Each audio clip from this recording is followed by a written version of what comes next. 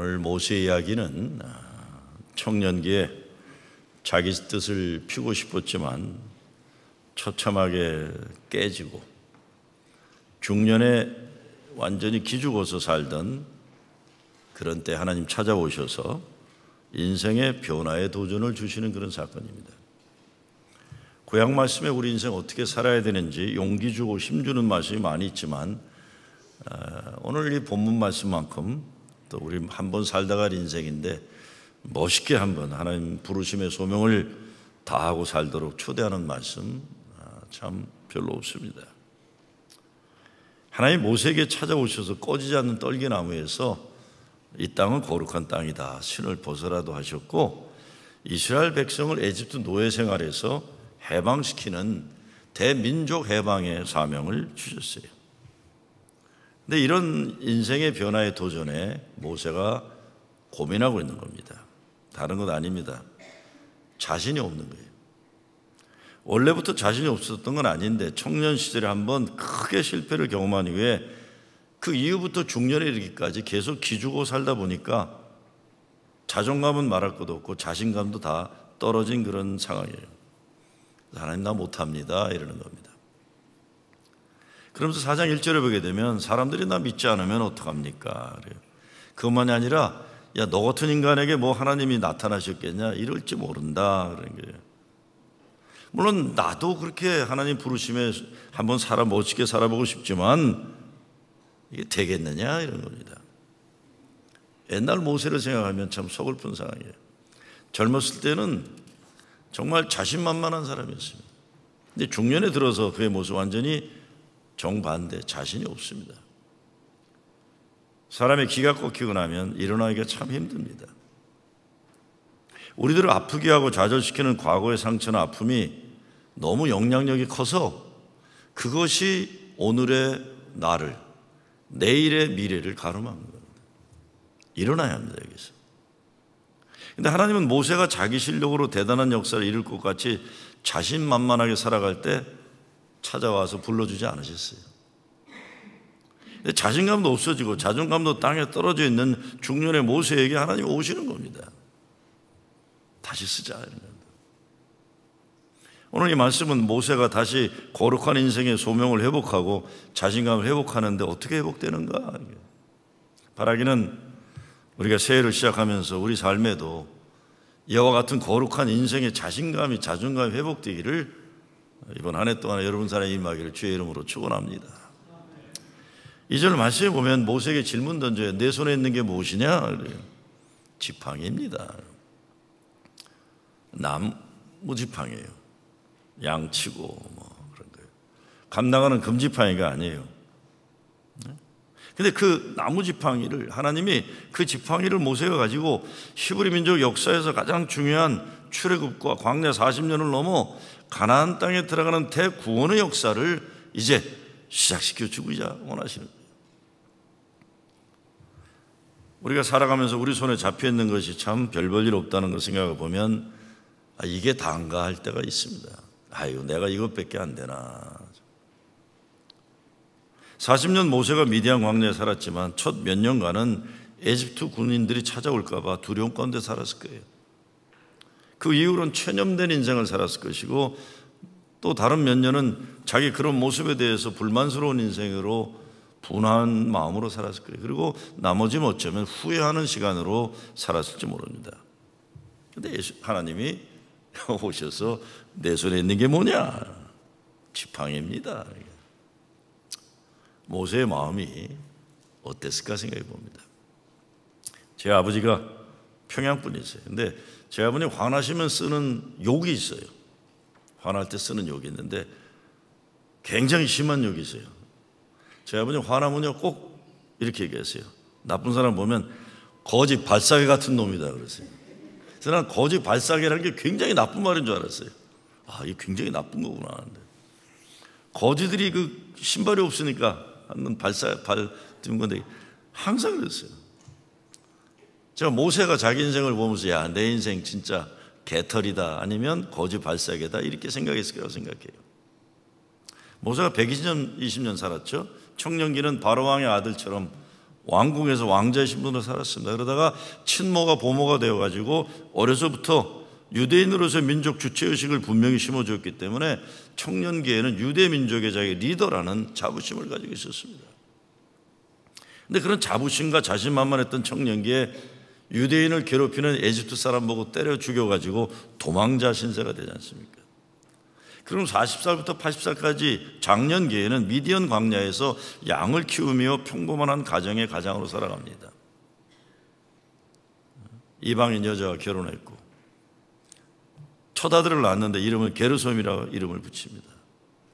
게르솜이라는 뜻은 내 인생 실패작이다 이런 겁니다. 첫 아들을 낳고 이름을 내 인생 개털같이 됐다 이렇게 이름 진 거예요.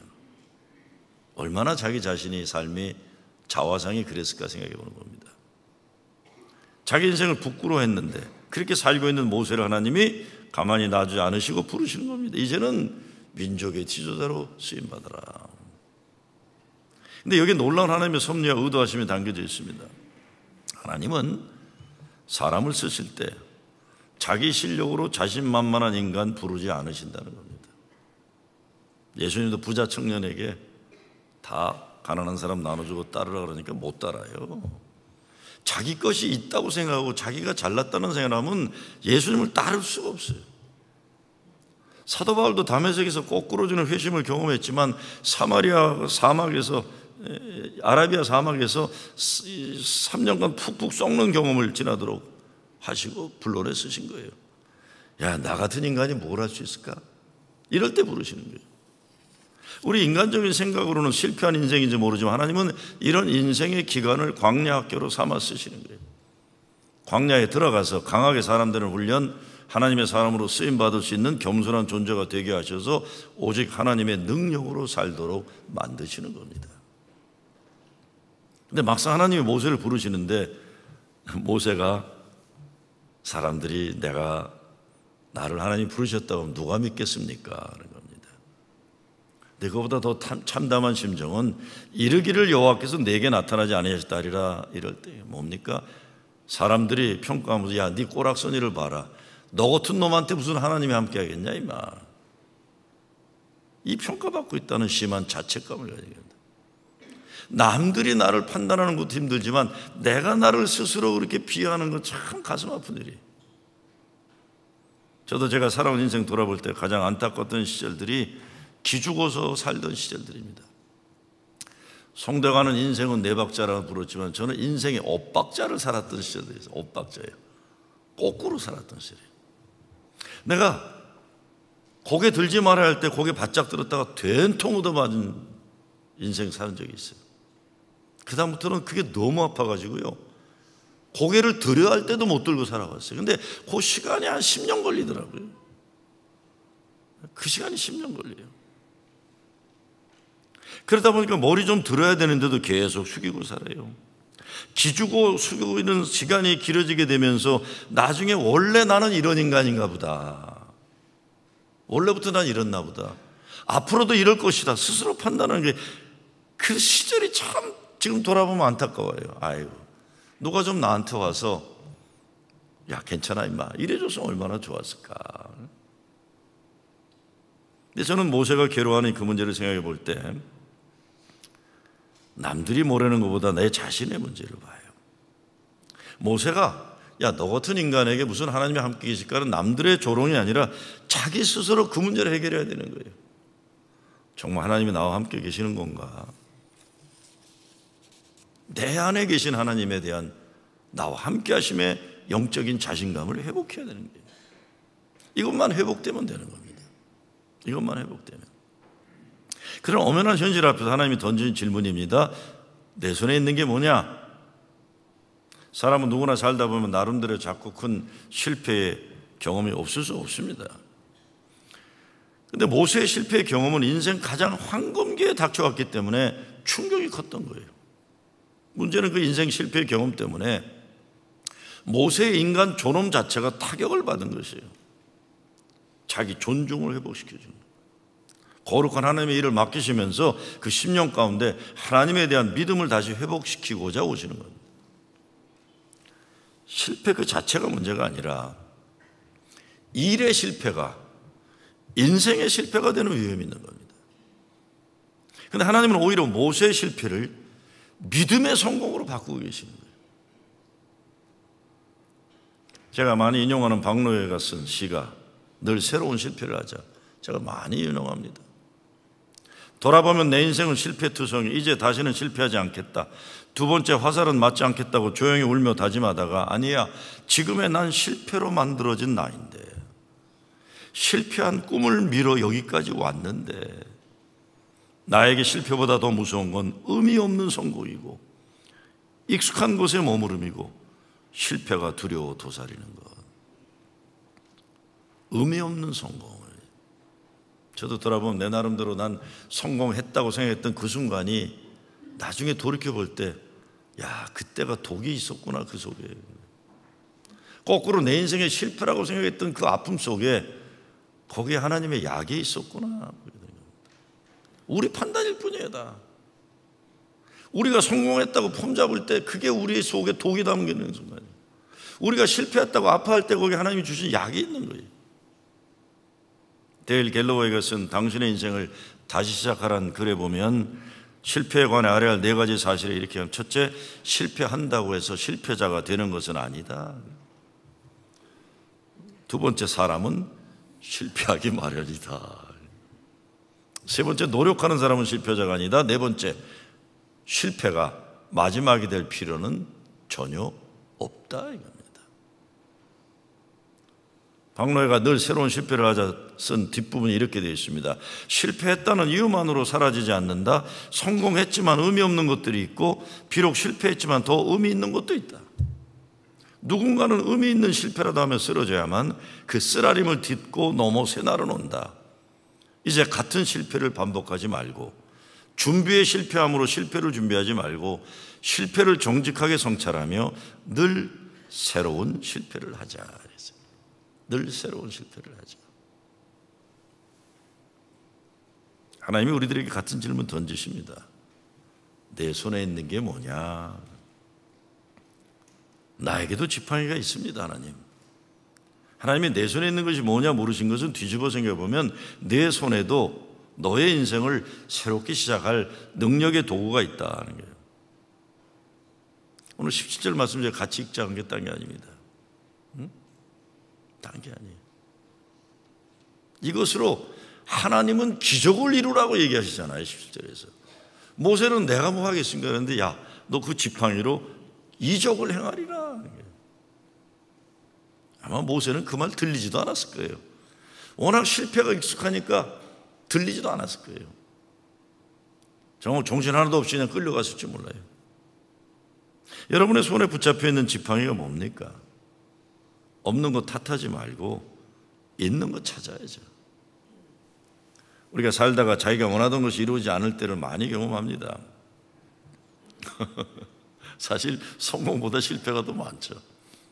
저는 그럴 때가 사실은 하나님이 새롭게 열어주시고자 하시는 새로운 복의 지평이 열리는 기회라고 생각해요. 경험적으로 그렇습니다. 제 자신의 경험을 말씀드리자면, 내 인생 내가 잘한다고 자신 있던 분야를 하나님이 잔인하실 정도로 한 번도 열어주시지 않으셨어요. 신기할 정도로 내가 잘한다고 생각하고 내가 하고 싶었던 일은 안 됐어요. 내가 별로 좋아하지 않고 잘하고 싶어하지 않았던 그 분야로 집요하게 하나님 날 몰고 모시더라고요. 저는 어렸을 때 군인이 되는 게 꿈이었습니다. 60년대 어느인지 기억은 안 나는데 미국의 존슨 대통령하고 박정희 대통령이 26사단, 제가 의정부 살았는데 26사단 가느라고 경원선인지 그걸 타고 우리 집이 이제 기찻길 옆에 있었는데 기차가 천천히 가는데 동료사람 나왔는데 대통령이 가는데 미국 대통령하고 박정희 대통령이 간다는 게, 나도 이렇게 집 앞에 있는데 그때가 내가 뭐 몇 살인지 모르겠어요. 뭐 6살인지 7살인지 8살인지 모르겠어요. 큰 존슨 대통령이 나를 향해 손을 이렇게 거기에 키 작은 카리스마가 넘치는 박정희 대통령이 나를 향해 미소를 지시더라고요. 그때부터 나는 군인이 되고 싶다 그랬어요. 진짜 꿈이 육사가는 거였습니다. 그런데 고등학교 때 이민을 와버렸잖아요. 한국 육사 못 가고, 그래서 대학을 어플라이하면서 웨스트 포인트를 어플라이했습니다.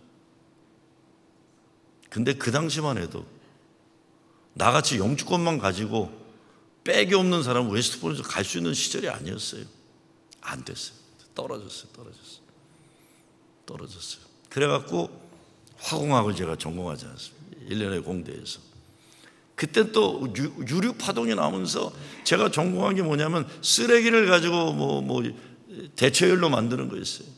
그리고 제가 연구한 게 공부한 게 딴 게 아닙니다. 이 냉장고 같은 걸 연료율을 100% 연료율을 만들면 냉장고를 만드느라고 차게 하는 에너지는 뜨거운 에너지가 있는데, 차게 하고 남은 뜨거운 에너지를 사용하면 또 난방을 만들지 않을까. 지금도 그런 연구 다 하잖아요. 열은 또 찬과 뜨거운 건 똑같은 거거든요. 그러다가 조국 대한민국의 에너지 발전을 쓰임받고자 꿈꿨는데 아버지가 덜컥 돌아가시고 졸업하자마자 신학교 간 것이에요. 신학교 가서도 어떤 거창한 역사를 위해서 한번 민족의 역사에 쓰임받는 혁명가가 되고 싶었어요. 그러다가 아무것도 안 되는 판에 나중에는 교단의 본부에 들어가서 한번 비행기 타고 다니면서 멋진 큰 목회를 해보겠다. 그리고 어플라이 했는데 내가 무시하던 내 친구는 되고 난 떨어졌어요. 그게 바로 골수이식 받고 이 동네 살고 있는 김종성 목사예요. 제가 그래서 야, 너는 실력도 없는 게 김혜정 감독님 백으로 됐지, 나쁜 놈아. 그러고 나는 맨날 욕했어요.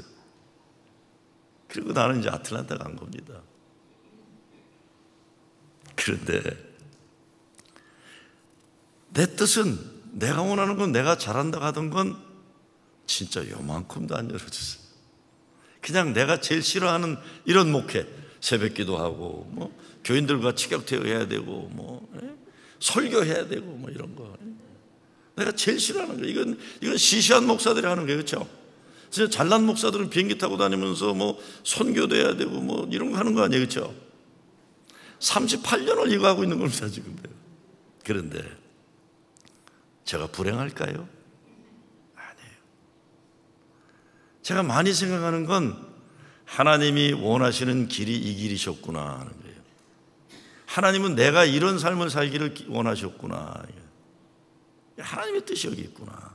나를 잘 아시고 나를 사랑하신 하나님이 나를 위해 이 길로만 코너를 모신 거예요. 이 길로만. 이제 와서 제가 뭐 하겠습니까? 이렇게 은퇴해야죠. 이게 하나님이 예비하신 축복이다 깨닫게 되는 겁니다. 하나님이 모세의 지팡이를 가지고 특별히 안수기도 하고 금지팡이가 되게 하고 그러지 않았어요. 손오공의 여의봉이나 금 나오라 뚝딱, 은 나오라 뚝딱, 도깨병망이다 아니에요. 그냥 나무 방망이. 아무런 신비로운 능력이 있는 지팡이가 아닌데 하나님은 모세가 이 지팡이를 가지고 하나님의 역사의 위대한 일을 감당하도록 하시는 겁니다. 누구에게나 지팡이가 있습니다. 모세의 핑계는 우리 자신의 핑계일 수 있고, 모세의 낮아진 자존감은 우리의 자존감일 수 있어요. 환경을 우리가 핑계댈 수도 있고, 구비 조건을, 실력과 자격을 핑계댈 수 있어요. 아무리 좋아도 나는 안 맞다고 얘기할 수 있어요. 근데 모세가 보낼 만한 자를 보내서 하니까 하나님이 화가 나셨다 그러셨어요. 그러면서 형 아론을 붙여주는 겁니다. 우리에게도 하나님이 같은 질문을 던지십니다. 내 손에 있는 게 무엇이냐? 없는 것 왜 없냐고 묻지 않으세요. 있는 것 발견하라. 잘 발견해야 합니다. 내 손에 있는 보잘것없는 것이라도 하나님의 일을 위해 내어놓게 되면 하나님이 그것을 통해 하나님의 역사를 이루어주시는 겁니다. 아직도 모세는 자기 손에 있는 지팡이를 찾은 하나님의 의도를 이해하지 못합니다. 그래서 하나님이 두 가지 기적을 보이잖아요. 먼저 지팡이를 땅에 던지라. 지팡이를 땅에 던지니까 뱀이 되어버려요. 뱀은 에집트 바로가 섬기는 신의 상징이고 에집트 바로 왕의 상징이니까 뱀은 모세가 가장 두려워하는 트라우마의 상징이에요. 겁에 벌떡 드는 거예요. 그랬더니 뱀의 꼬리를 잡으라. 그러니까 뱀의 꼬리를 잡으라. 두려움의 대상. 그것만 보면 옛날 생각나서 상처가 더 아픈데, 그것만 생각하면 오늘 살아갈 기운이 나지 않는데, 하나님은 그 가장 두려운 것에 꼬리를 잡으라고 하신 거예요. 자, 여기 중요한 말씀이 있습니다. 두려움은 실패 그 자체보다도 파괴적이에요. 두려움은 우리를 죽이기 전에 두려움이 우리를 죽이기 전에 우리가 두려움의 꼬리를 확 잡아야 됩니다. 그래서 사도 바울이 사망아 너의 쏘는 독침이 어디 있느냐고 하시는 거예요. 세상이 그 어느 것도 예수 그리스도의 사랑으로부터 끊을 것이 없다라고 선포하는 겁니다. 뱀의 꼬리를 잡아라. 우리를 두렵게 하는 게 얼마나 많아요. 두 번째 기적은 손을 품에 넣어 문둥병 걸리게 했다가 다시 빼서 깨끗게 하는 기적을 보여주십니다. 근데 여기 영어로 It was restored 그랬는데 이거는 죄에서 구원하신다, 해방하신다, 되돌려 놓으신다, 다시 찾게 하신다는 선언. 이것이 하나님이 원하시는 역사예요. 되돌려 놓고 회복시키는 역사. 근데 모세가 아직도 앞으로 나서지 못해요. 눈으로 보고 음성을 하나님을 들었어도 아직 자신이 없어요. 자기 자신에 대한 자신감이 상실에 사로잡혀 있는 거예요. 제가 다시 말씀드립니다. 남이 나보고 뭐라는 것보다 더 힘든 건 내가 나를 우습게 여기는 거예요. 그게 인종차별의 아주 악한 모습이에요. 그게 여성차별에 가진 아주 나쁜 사악한 짓이에요. 내가 나 스스로를 우습게 여기고 나를 스스로 비하하게 만드는 거예요. 10절에 보면 본래 말이 능치 못한 자라 입이 뻣뻣하고 혀가 둔한 자라 핑계대는데 시시한 변명이죠. 하나님 민족을 구원하는 에집트 해방 역사를 제시하는데 모세는 아직도 자기 개인의 작은 문제를 벗어나지 못하고 있는 겁니다. 말을 주저하는 자다 그러죠. 여러분 모세가 왕자로 있을 때 분명히 왕궁에서 레토릭을 공부했을 거예요. 왕자는 말을 잘해야 되는 거예요. 이론을 배웠을 거예요. 근데 그런 청년 시절에 자신만만했던 인간이 미디안 광야에서 쏟고 보니까 말도 못하게 돼버린 거예요. 찌그러진 거예요. 과거 실패가 커서 주눅 들고 인생이 찌그러진 인생. 중요한 것은 내가 생각하는 나의 문제에 파묻히는 인생에서 우리가 자유해야 됩니다. 하나님이 필요로 하시면 하나님이 쓰시는 거예요. 하나님이 나의 약점도 하시고 나의 장점도 하십니다. 하나님이 나를 쓰신다고 하실 때 우리는 순종하기만 하면 되는 겁니다. 그렇기 때문에 잘못된 겸손도 버려야 돼요. 하나님 우리를 필요로 하셔서 부르실 때 하나님 우리를 새롭게 쓰시려고 하는데 인간이 계속 도피하고 핑계대면서 피하는 것은 그만둬야 됩니다. 그만둬야 돼요. 우리의 인생에도 안 될 일을 찾아서 핑계대기 시작하면 한도 없는 경우가 많아요. 저는 제가 목사라고 하지만 저에게 목사가 되지 말아야 할 조건 찾으라 그러면 저도 쭉쭉 써나갈 수 있어요. 난 내가 잘 알아요. 난 목사 원래 체질적으로 나는 우리 아버지가 돌아가지 않으셨으면 아마 완전 거꾸로 갔을 것 같아요. 난 원래 그냥 신변 잡기에 능하고 종로 안국동에서 고등학교 때 종로까지 대원역에 타러 올 때 종로 상가에 가면 무랑루즈가 있어 그냥 쿵작쿵작 밴드 나오면 그냥 가슴이 흥분되고 그랬었어요. 나는 내가 알아요. 나는 아마 연예계 뒤에서 기도 보고 있던가 아니면 정치마당 뒤에서 그냥 몰입의 역할이나 하고 이러고 살았을 것 같아요. 그런 거 워낙 좋아하니까 사람 좋아하고 요만큼 머리가 돌아가니까 또 판단하고 이러고 살았을 거예요.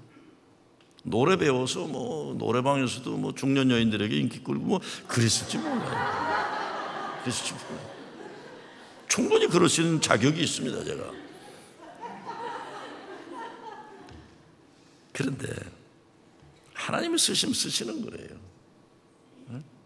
하나님이 우리에게 구하는 건 순종이에요. 하나님의 하시는 일에 순종하는 것이고 내 자신의 능력에 대한 판단도 하나님께 맡기는 거예요. 하나님 모세에게 말씀합니다. 너는 이 지팡이를 손에 잡고 이것으로 이적을 행할지니라. 그 지팡이가 민족구원의 기적을 일으킬 지팡이다. 그리고 20절에 들어가면서 참 기가 막힌 말씀이 나옵니다. 모세의 지팡이가 하나님의 지팡이가 되는 거예요. 말씀에 순종하고 길을 떠나니 모세의 손에는 하나님의 지팡이가 들려있더라. 이렇게 돼 20절. 그 지팡이가 하나님의 지팡이가 되는 거예요. 2019년 새해입니다. 교회에서도 여러 새로운 사역을 책임 맡은 분들 자기 실력으로 하나님 일을 하려고 하면 어려워요. 내가 실력이 인정받았다 이런 게 아니거든요. 주님 불러주시면 먼저 감사하고 주어진 사역 감당하도록 성령의 도우심을 간구하는 거예요. 그러면 내 손에 있는 지팡이 하나님의 지팡이 되어 하나님의 역사를 이루어가는 건 하나님이 하시는 거예요. 마찬가지로 다른 사람에 대해서 함부로 평가하지 마세요. 내가 더 잘났는데 저 사람보다. 하나님은 그런 사람 안 쓰십니다. 내가 무엇이고 한데 나에게 이런 일을 맡기시나이까. 내가 이 교회에서 제일 잘났는데 왜 나를 인정해 주지 않을까. 절대로 하나님 안 쓰세요. 그런 사람들. 그건 자기 실력으로 교만에 빠지다가 다 일을 그르치는 거예요. 주님, 내가 무엇이고 한데 나를 이토록 사랑하시나이까. 사도 바울은 고린도전 4장에서 뭐라 합니까? 맡은 자들에게 구할 것은 충성이니라. 자기 실력 과시나 자신만만한 것이 아니라 부르심에 감사하고 충성일 뿐이에요. 여러분 손에 무엇이 있습니까?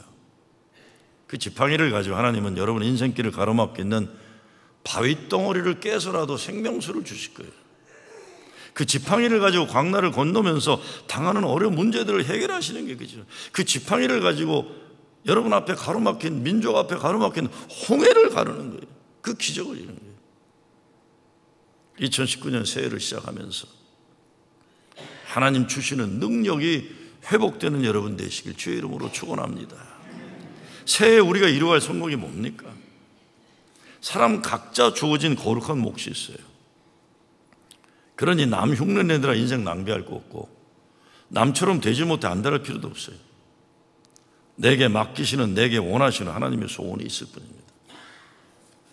앤서니 라빈스가 무한 능력이라는 글에서 성공이 뭐냐라는 글이 있는데 새해에 우리도 이런 성공을 하면 좋겠어요. 성공이 무엇이냐?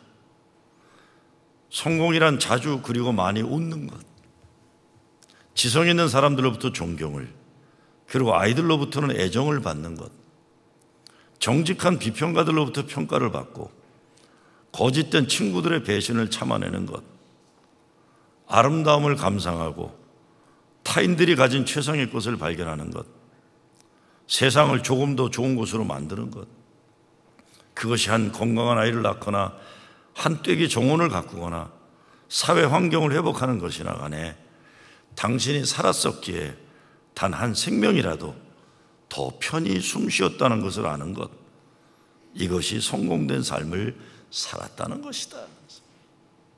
하나님 주시는 지팡이를 붙잡고 여러분 가정에서, 교회에서, 일터에서 하나님의 기적을 이루는 여러분 되시길 주의 이름으로 축원합니다.